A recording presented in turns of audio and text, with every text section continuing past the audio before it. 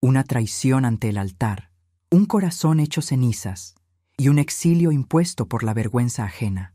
Ella huyó sin mirar atrás, convencida de haber perdido todo, pero el destino la esperaba con un jardín escondido entre montañas, donde la dignidad renace y el amor no necesita juramentos. Esta no es una historia de perdón fácil ni de regresos complacientes. Es una redención que florece donde nadie la sembró. ¿Te atreves a descubrir cómo se reconstruye una mujer cuando el mundo la da por vencida? Cuéntanos desde dónde nos ves y qué hacías cuando encontraste esta historia. Suscríbete ahora. España, 1840. La brisa primaveral recorría los jardines como una caricia perfumada. Los rosales, en plena floración, adornaban los senderos con su aroma y color. A lo lejos, el sonido de un violín flotaba en el aire, envolviendo la escena con un halo casi celestial. Aquel debía ser el día más feliz de su vida, y todo parecía corresponder al sueño que había cultivado desde niña. Desde la madrugada, la casa solariega estaba llena de movimiento. Doncellas corriendo de un lado a otro, cocineras amasando pan fresco, costureras ajustando los últimos pliegues del vestido y señoras cuchicheando tras abanicos bordados. Frente al espejo del tocador, en una habitación de altos ventanales, la novia permanecía serena. La peinadora terminaba de sujetar los últimos broches de nácar entre su cabello castaño. La piel clara resaltaba bajo el vestido color marfil, confeccionado en seda pura, con mangas de encaje y un corsé bordado con pequeñas flores en hilo dorado. Sus ojos verdes, tan profundos como un bosque en sombra, miraban el reflejo con una mezcla de anhelo y melancolía. Siempre le habían dicho que el amor requería sacrificios. Estaba dispuesta a ofrecer los suyos. En la capilla familiar, decorada con flores blancas y hojas traídas del bosque cercano, los invitados tomaban asiento en los bancos de madera pulida. Los campanarios repicaban con solemnidad. La procesión nupcial se iniciaba al ritmo marcado por los músicos. Ella avanzaba por el pasillo central, sostenida por la fuerza de un linaje que no permitía flaquezas, mientras los murmullos y suspiros acompañaban cada uno de sus pasos. Pero al llegar al altar, no encontró a nadie. Un murmullo inquieto comenzó a expandirse entre los asistentes. Los músicos se detuvieron. El capellán miró a su alrededor, confundido. Una dama soltó sin querer el velo que sostenía, mientras otra llevó la mano al pecho, horrorizada. Entonces, un criado irrumpió por una entrada lateral, pálido como el papel. «El señor no ha llegado», susurró al oído del padre de la novia, quien perdió el color de inmediato. Los rumores se convirtieron en voces claras.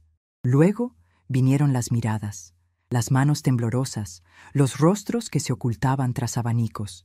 «Dicen que huyó con la hija del marqués», exclamó alguien sin el más mínimo recato. Ella no gritó, no derramó una sola lágrima.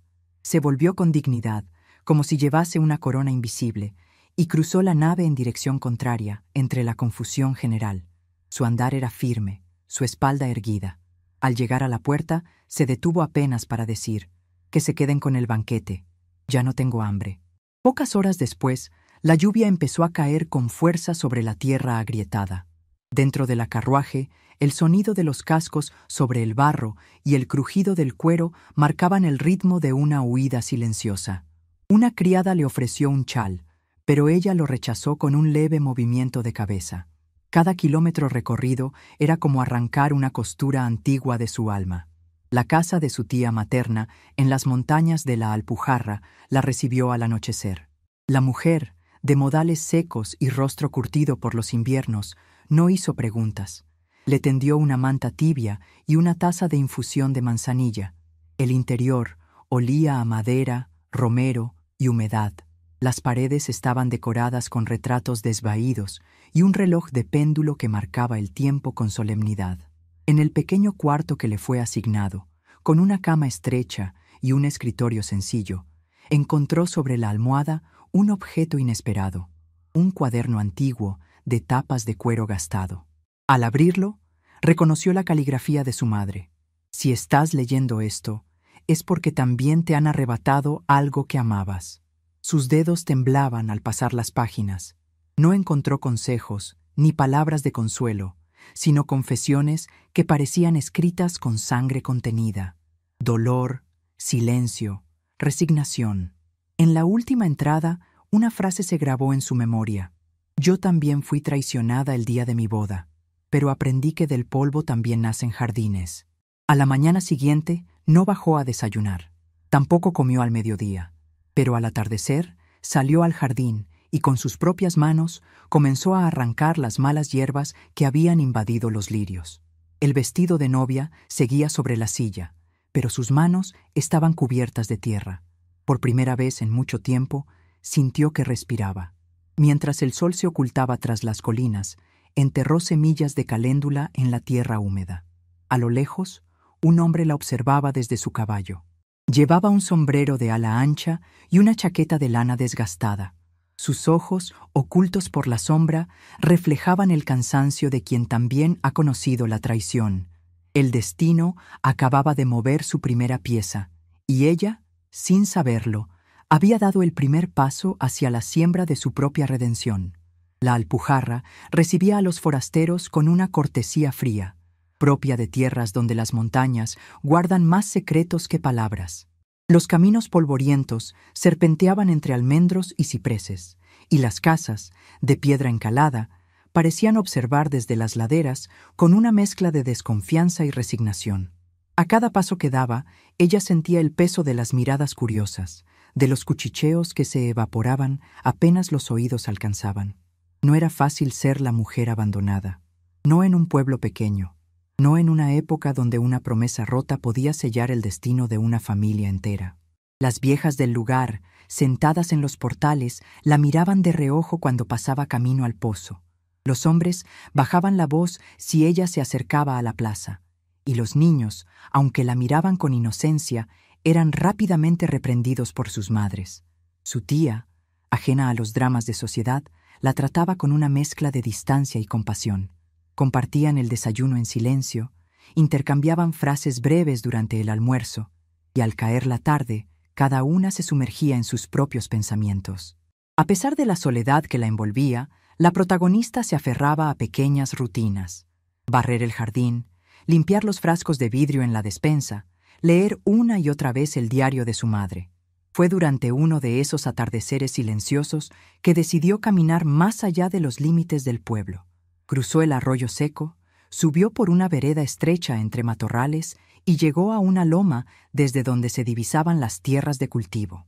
Allí lo vio por primera vez, un hombre de rostro curtido por el sol, cabello oscuro recogido bajo un sombrero tosco que labraba la tierra con movimientos firmes y precisos.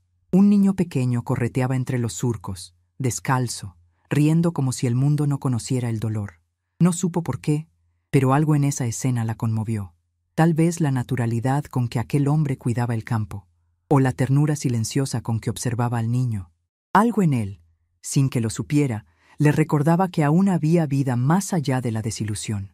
Una semana después, un incidente rompió el frágil equilibrio.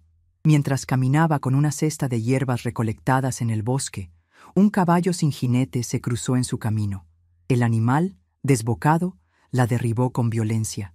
Cayó sobre unas piedras y perdió el conocimiento. Horas después, despertó en una habitación ajena, con una venda en la frente y una manta áspera cubriéndole el cuerpo. El niño del campo la miraba desde una silla, con los ojos grandes y preocupados. «Mi papá dice que ya casi despierta», murmuró con una voz pequeña. Él estaba allí, de pie junto a la ventana, con los brazos cruzados y la mirada tensa. No pronunció palabra al principio, solo asintió cuando ella intentó incorporarse. «No se mueva demasiado», se golpeó fuerte, dijo con voz grave. Ella bajó la mirada, agradecida, pero herida en su orgullo. Sin embargo, no encontró juicio en sus ojos, solo respeto. Y eso, en esos días, era más que suficiente. Pasó 3 días en aquella casa humilde, rodeada de paredes encaladas y aromas de tomillo y pan horneado. La esposa del hombre había muerto hacía 2 inviernos, le explicó el niño. Desde entonces vivían solos, cultivando la tierra y criando gallinas. El hombre, viudo joven, hablaba poco, pero cada vez que ella intentaba levantarse, estaba allí para sostenerla. Una tarde, al regresar a la casa de la tía, encontró sobre su cama un paquete atado con una cinta descolorida. Dentro, un manojo de cartas antiguas, amarillentas y con el sello del antiguo mayordomo de su padre, cartas escritas en tinta azul, con referencias a propiedades escondidas, nombres cambiados y una firma que conocía bien. Era la letra de su padre. Las palabras ardían como fuego en su pecho. ¿Qué secretos había enterrado su familia mientras ella se desvivía por mantener la honra intacta? ¿Había más traiciones que la del altar? Al día siguiente, sin decir nada a su tía, volvió a visitar al viudo. Esta vez no por necesidad física, sino por algo que aún no comprendía. Tal vez una especie de ancla, tal vez el deseo de estar cerca de alguien que no la miraba con lástima ni con desprecio. Él la recibió con un gesto seco, pero no cerró la puerta. Ella le ofreció un frasco de infusión de tilo, a cambio de unas ramas de romero que había visto en su huerto. «Si no molesto», dijo ella. «No molesta. Pero aquí no se acostumbra a hablar mucho», respondió él.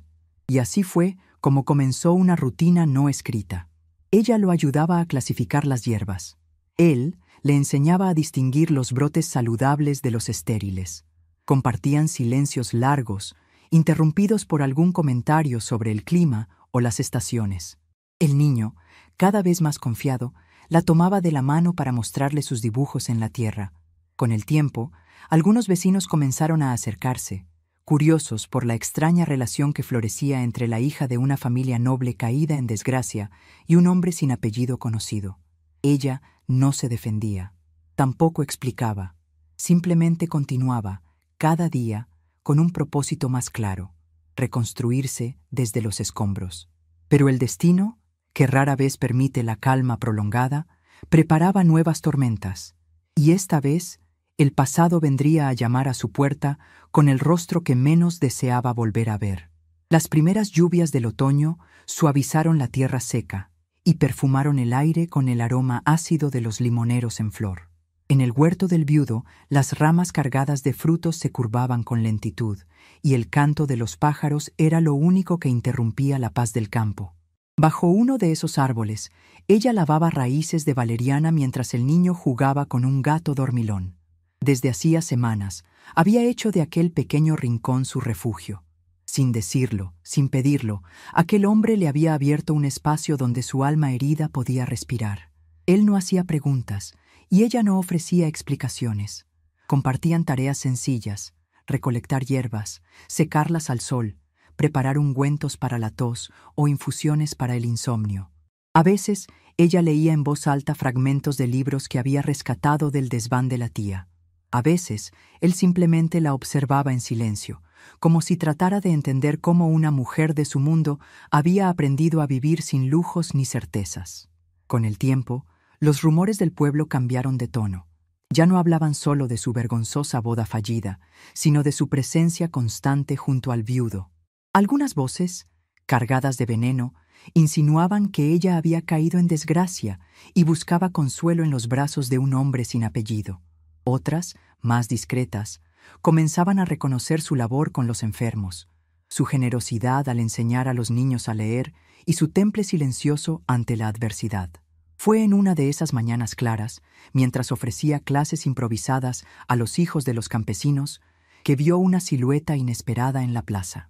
La figura de un hombre alto, con traje arrugado y sombrero en mano, desentonaba con la sencillez del lugar. El corazón se le encogió al reconocer aquel perfil, el mismo que una vez había esperado en el altar. Él la vio. Caminó hacia ella con un gesto calculado, entre remordimiento y esperanza. Los niños, ajenos a la atención, siguieron recitando las vocales. Ella no se movió. «Necesito hablar contigo», dijo él, deteniéndose a pocos pasos. «Aquí no hay nada que decir», respondió ella, con voz serena. Pero él no se marchó. En los días siguientes, insistió. Visitó a la tía, merodeó cerca del huerto. Entregó una carta escrita con palabras ensayadas.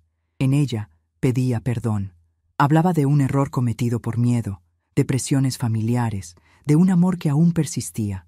Prometía devolverle el honor, reconstruir lo perdido, comenzar de nuevo. Ella, aunque herida, no era la misma. había cambiado en esos meses. Ya no dependía de títulos, ni de alianzas, ni de promesas hechas frente a vitrales de iglesia. El suelo que pisaba era suyo, ganado con esfuerzo y silencio. Pero la duda, como una espina, se le clavó en el pensamiento. ¿Podía un corazón roto latir de nuevo por quien lo había pisoteado? Esa noche, el niño del viudo cayó enfermo. Fiebre alta, escalofríos, delirio. Ella corrió hasta la casa, preparó paños húmedos, sopas calientes, oraciones desesperadas. El viudo, pálido de angustia, sostenía la mano del hijo con ojos empañados. «No me lo quites también», susurró él, sin mirar a nadie. Ella no durmió. Pasó la noche entera junto a la cama del pequeño, cambiando vendas, humedeciendo los labios del niño, rezando con los dientes apretados. Al amanecer, el médico del pueblo llegó con rostro sombrío. Hacía falta un medicamento específico, difícil de conseguir, y solo alguien con dinero y conexiones podía traerlo a tiempo. Fue entonces cuando apareció el exnovio con un frasco envuelto en paño blanco. Lo entregó sin una palabra. Solo miró a la mujer que lo había amado, y luego lo había sobrevivido. El niño mejoró. La fiebre bajó. El alivio inundó la casa como una luz nueva.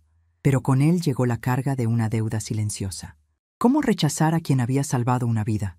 ¿Cómo perdonar a quien la había condenado al exilio? Días después, mientras ordenaba unos pergaminos en el desván de la tía, encontró un segundo compartimento oculto en el fondo del baúl que guardaba el diario de su madre. Allí, entre telas viejas y cintas descoloridas, reposaban más cartas. Esta vez, no de su padre, sino dirigidas a él.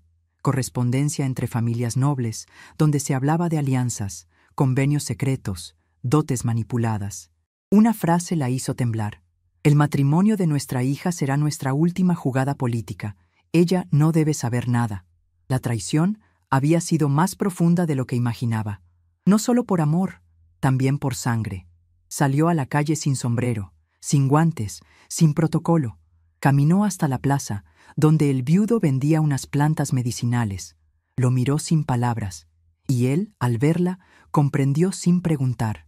El limonero del huerto, donde todo había comenzado, florecía otra vez.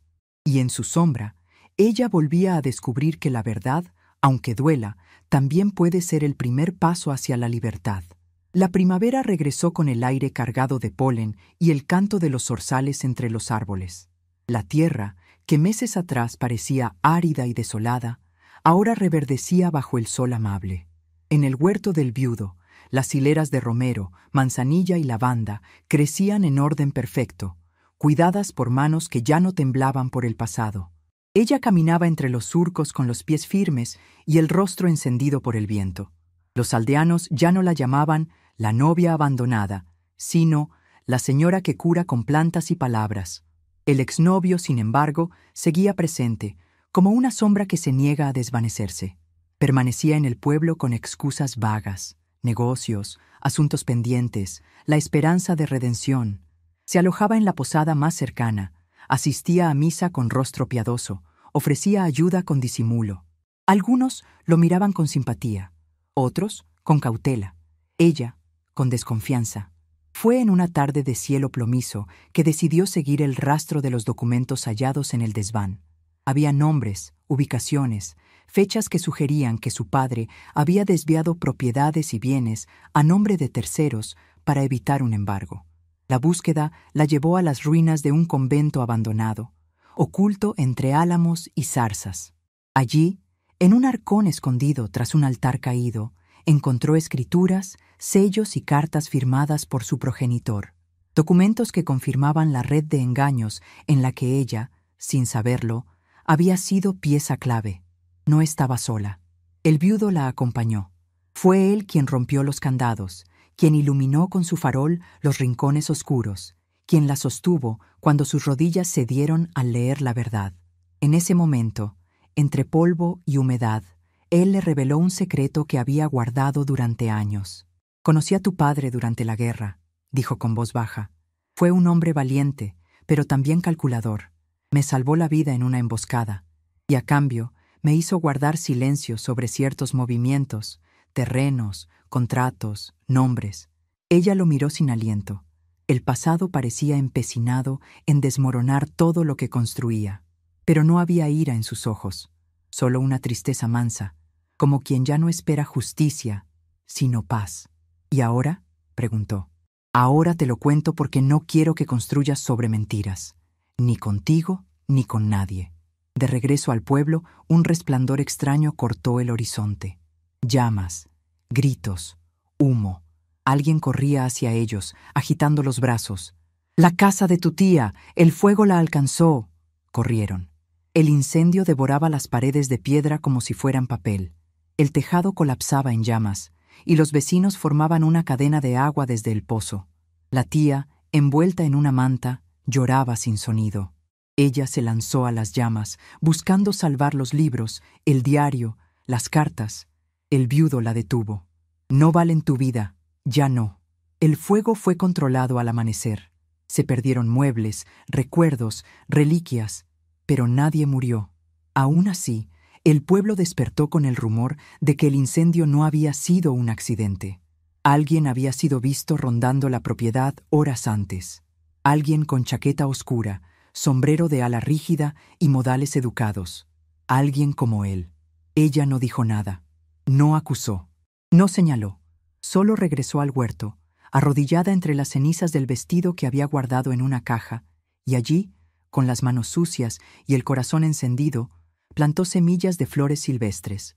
El pueblo, conmovido por su entereza, comenzó a acercarse. Traían pan, mantas, tejas. Algunos ofrecieron ayuda para reconstruir la casa de la tía. Otros pidieron que enseñara a leer a sus hijas. Durante la festividad de la siembra, fue invitada a encabezar la procesión. Entre bailes, coplas y vino caliente, alguien colocó una corona de ramas en su cabello. Ella sonrió por primera vez en mucho tiempo. Esa noche, bajo la luz de la luna, el viudo se acercó. El niño dormía. La tía descansaba en la casa de una vecina. El huerto olía a tierra húmeda. «Hoy me preguntaron si eras mi esposa», dijo él. «¿Y qué respondiste?». «Que todavía no lo sé». Ella lo miró largo, sin palabras. Y cuando él se inclinó para besarla, sus labios encontraron un sí callado. No era pasión lo que brotaba entre ellos. Era algo más hondo, como el agua que corre bajo tierra. Algo que no estalla, pero sostiene.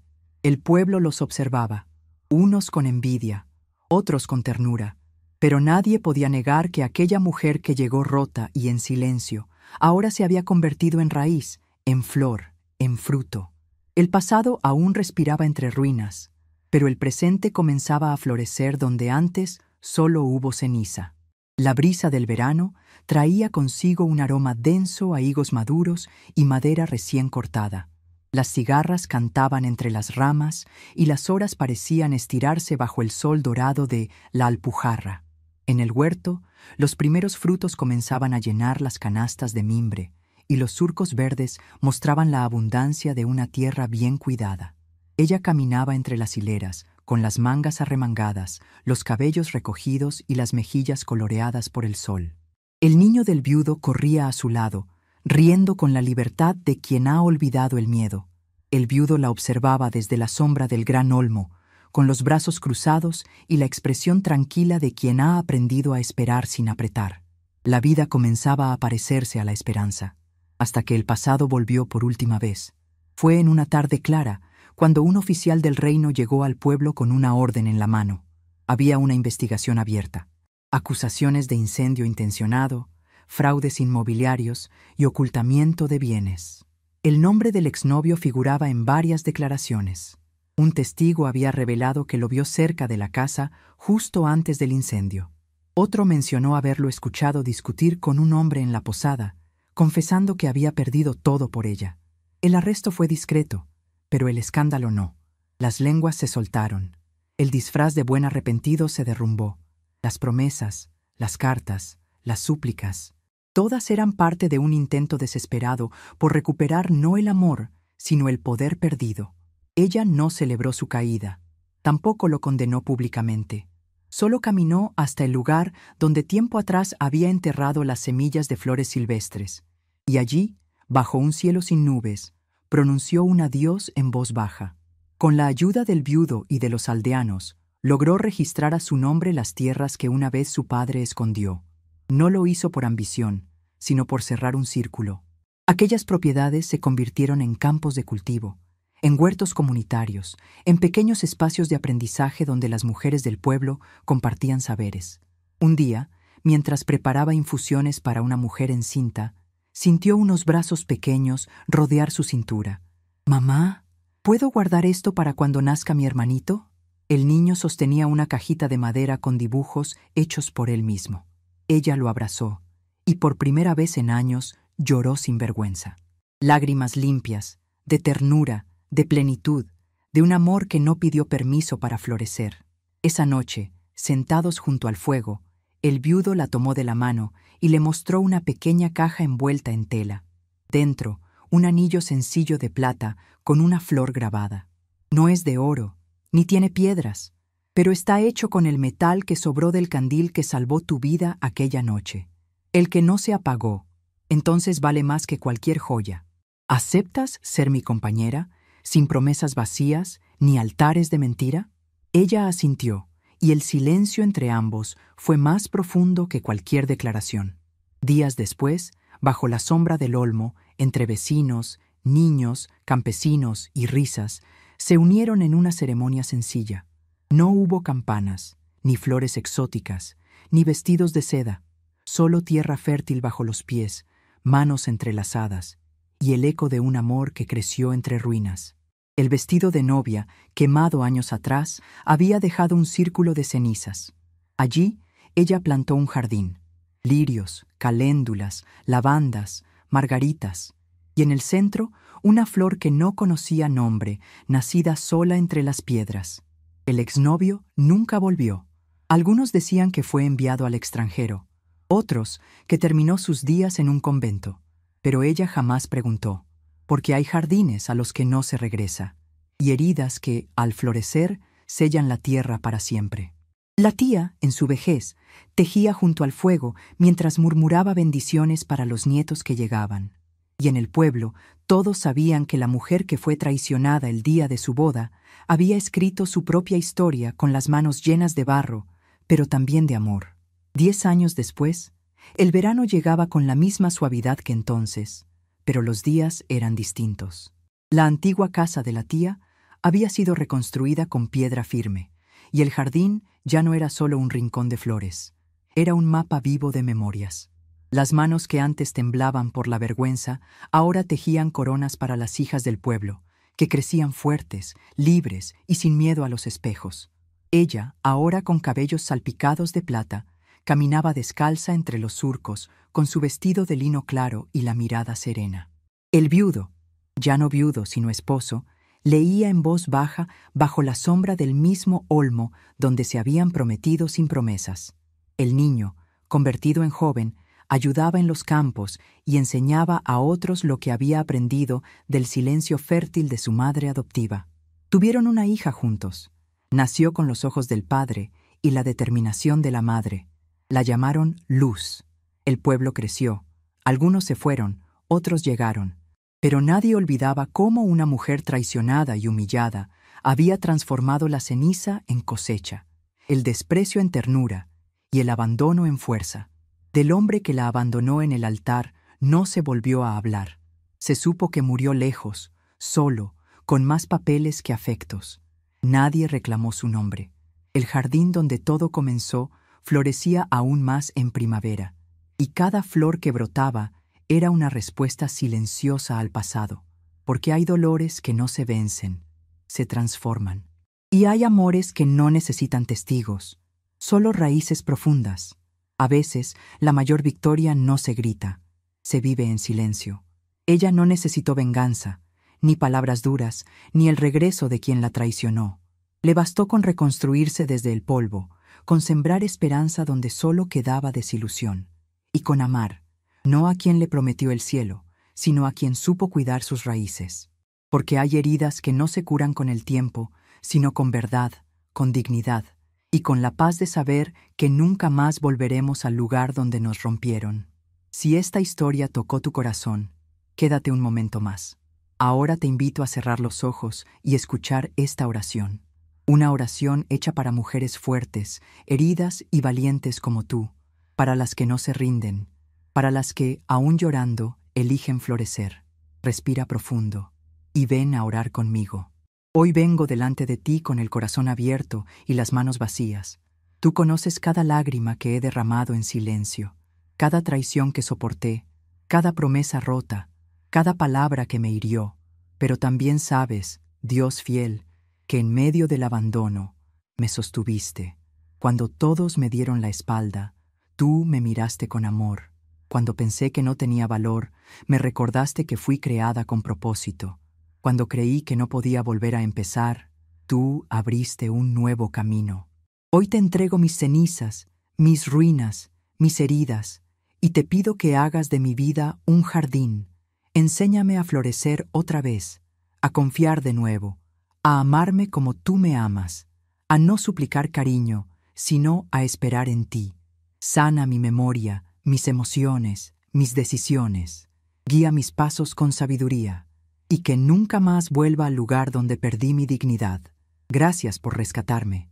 Gracias por mostrarme que hay un amor que no traiciona, una verdad que no cambia, y una gracia que me cubre todos los días. En el nombre de Jesús, amén.